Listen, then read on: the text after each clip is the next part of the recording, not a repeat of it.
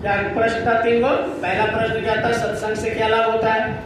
दूसरा था दर्शन से क्या लाभ होता है। और तीसरा क्या था? सेवा से क्या लाभ होता है। राजा ने महात्मा जी से कहा कि सरकार, हमारे मन में ये 3 प्रश्न बहुत दिन से उठ रहा है कि आखिर महात्मा के दर्शन के लिए क्या क्या, तो उनके दर्शन करने से फायदा क्या होता है, और जो सत्संग करते, प्रवचन करते, वो सुनने से क्या फायदा है, और फिर महात्मा के पास लोग जाते हैं, दान पुण्य सेवा करते, उससे क्या लाभ होता है। तो महात्मा ने सुनकर बड़ा खुश हुए। कहे कि राजा बताओ, इस प्रश्न का जवाब हम मुंह से बता दे कि तुमको इसको आंख से दिखा दे। अच्छा, आप लोग इतने बैठे हैं, अगर आप लोग को मौका मिले तो आप लोग क्या करेंगे? कौन बताओ? अगर तुमको मौका दिया जाए कि सत्संग से क्या लाभ होता है, ये दिखा दिया जाए कि मुंह से बता दिया जाए, तो क्या तुम चाहोगे?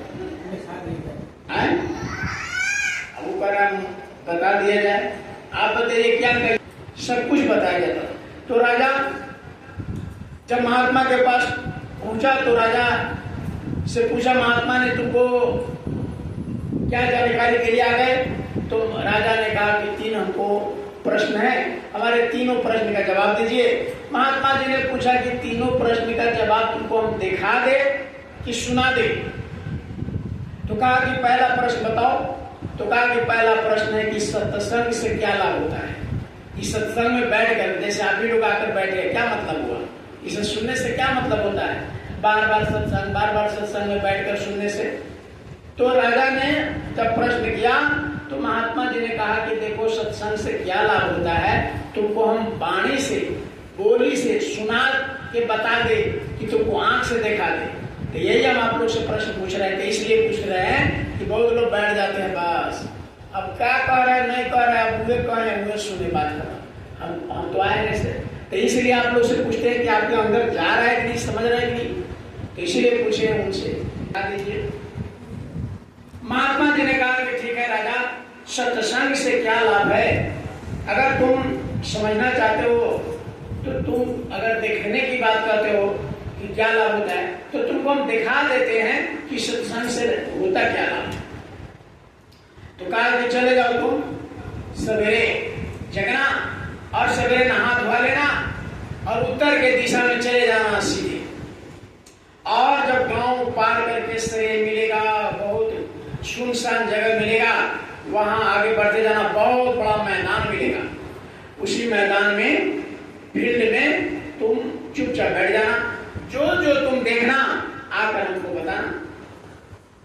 तो चले गए, गांव से जब से पार किया, शरीर मिला उधर, और जाकर बहुत सुंदर मैदान मिला, घास वाला बहुत फील्ड, उसी में बैठ गए।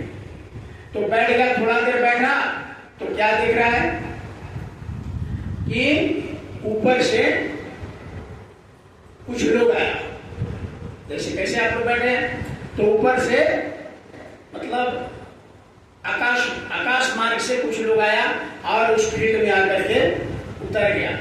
लोगों ने क्या किया, झाड़ू वाड़ू बहारने लगा और बैठ गया। फिर ऊपर से एक मंच आया, जैसे मंच देख रहा ना, तो आकाश मार्ग से एक मंच आया, मंच लगा। फिर एक महात्मा आया, उस मंच पर बैठ गया, और इसी तरीके से वो कुछ करने लगे, सत्संग सुनाने लगे। और राजा चुपचाप दूर से देख रहा है कि भाई आदमी कुछ लोग आया, 20, 25, 50, सभी लोगों ने झाड़ू लगाया, बाहर बैठ गया, एक मंच आ गया, फिर मंच पर एक महात्मा जी आ गए और लगे प्रवचन सत्संग सुनाने। चुपचाप राजा देख रहा था। फिर आधा घंटा 45 मिनट सत्संग हुआ, फिर आदमी सब जैसे आया तो ऊपर चला गया, फिर मंच चला गया, फिर महात्मा जी चले गए, फिर सुनसान हो गया। वहां कुछ देर बैठा और देख करके चुपचाप चला गया। जब महात्मा के पास आया राजा तो कहा कि क्या देखा हुआ?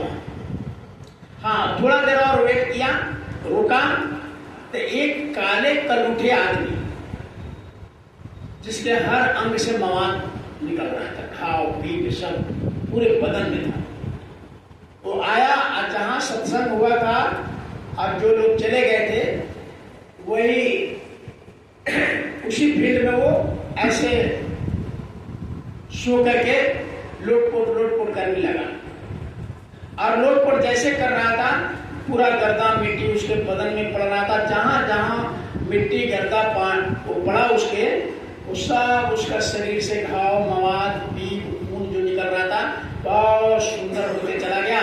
जैसे जैसे शरीर में मिट्टी लगते गया वैसे वैसे शरीर जहां जहां वो एकदम से लगा कि जैसे घाव पे मलहम लगाते ना, तो मलहम लगाते लगाते घाव कितना क्लियर हो जाता है, ठीक हो जाता है, फिर पहले की तरह चमड़ा हो जाता है। तो उसी तरीके से उसका 15-20 मिनट में पूरा वो लोटपोट गया और पूरा शरीर उसका सुंदर अच्छा हो गया। और वो आदमी उत्तर दिशा के दिन की तरफ चला गया। अब जब आया तो महात्मा जी पूछे राजा से, या तो क्या देखा? कहा कि सरकार हम तो गए तो बहुत बड़ा मैदान था, वहीं बैठ गए। थोड़े देर में क्या देखा कि आकाश मार्ग से कुछ लोग आए, बैठ गए, और फिर एक सिंहासन आया, मंच आया, फिर उसके बाद एक महात्मा ऊपर आए और सत्संग किए। फिर आधा घंटा 45 मिनट सत्संग हुआ होगा, फिर मंच चला गया, फिर वो आदमी सब चले गए, फिर महात्मा जी भी चले गए। उसके बाद क्या देखा कि एक आदमी आया और उसके शरीर से पूरा कटा फटा पीठ, मवाद, पूरा अंग खराब था। उसी सत्संग स्थल पर जहां सत्संग हुआ था लोटपोट करने लगा, और लोटपोट करते करते करते करते एक ऐसा वक्त आया कि पूरा उसका शरीर पूरा अच्छा हो गया, पूरा खून खत्म, पूरा मवाद खत्म, घाव पीला खत्म, पूरा चंगा हो गया, एकदम बहुत अच्छा इंसान बन गया और उत्तर दिशा के चला गया। मैंने यही देखा, लेकिन कुछ समझा नहीं। कहा कि देखो राजन, सत्संग से लाभ होता है, जहां भी कथा होता है, जहां भी उस मालिक की चर्चा होता है, जहां उस मालिक का ध्यान भजन साधना होता है, वहां का मिट्टी पवित्र हो जाता है। उस मिट्टी को अगर पवित्रता के साथ तुम अगर लगाया बदन में, तो तुमने देखा कि वो मिट्टी लगाया तो क्या हो गया, उसका शरीर पवित्र हो गया। तो सत्संग से ये लाभ है कि जहां सत्संग होता है वहां की धरती पवित्र हो जाता है। इसीलिए पहले आप लोग छोटे रहे होंगे तो देखते होंगे कि घर घर में पंडित जी आते थे, चौका ऐसे लीप करके लोग लगाते थे, अब पंडित जी बैठते थे, हवन यज्ञ करते थे और सभी लोग बैठकर वहां कथा सुनते थे। तो सबके घर पवित्र रहता था पहले। अब क्या, अब सब खत्म हो गया। तो राजा बड़ा खुश हुआ, कहा कि सत्संग से इतना लाभ है? कहा कि हाँ। उसी ने बताया, एक बार शंकर भगवान जा रहे थे रास्ते से पार्वती जी के साथ, तो जब जा रहे थे तो बहुत सुनसान जगह मिला। अब वहीं पर शंकर भगवान उतर गए रथ से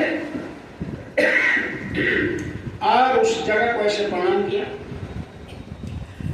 तो प्रणाम किया तो पार्वती जी देखी कि भाई इधर ना कोई देवता है, ना मंदिर है, ना मठ है, ना कोई भगवान का फोटो है, इनको प्रणाम कर रहे धरती पर लेट करके। जब वो आए फिर वापिस टका कि आप इधर किधर प्रणाम कर रहे थे? तो कहा कि चलो कोई बात नहीं। कहा कि नहीं बताना पड़ेगा, इधर कुछ दिखाई नहीं दे रहा है, कोई देवी देवता का फोटो, मंदिर, आप किसको प्रणाम किए? कहा कि देखो इस जगह है ना, आज से 10,000 वर्ष पहले इस धरती पर एक महात्मा सत्संग करते थे, इसलिए जगह पवित्र हो है, इसलिए इस धरती को मैंने छू करके प्रणाम किया। तो शंकर भगवान ने ये 10,000 वर्ष बाद महात्मा के उस मिट्टी को प्रणाम किया। तो कहा इतना पवित्र हो जाता है जहां सत्संग और साधना होता है, वहां बराबर जाना चाहिए, अपने आप को वहां जा करके सेवा करना चाहिए, बैठना चाहिए, बैठ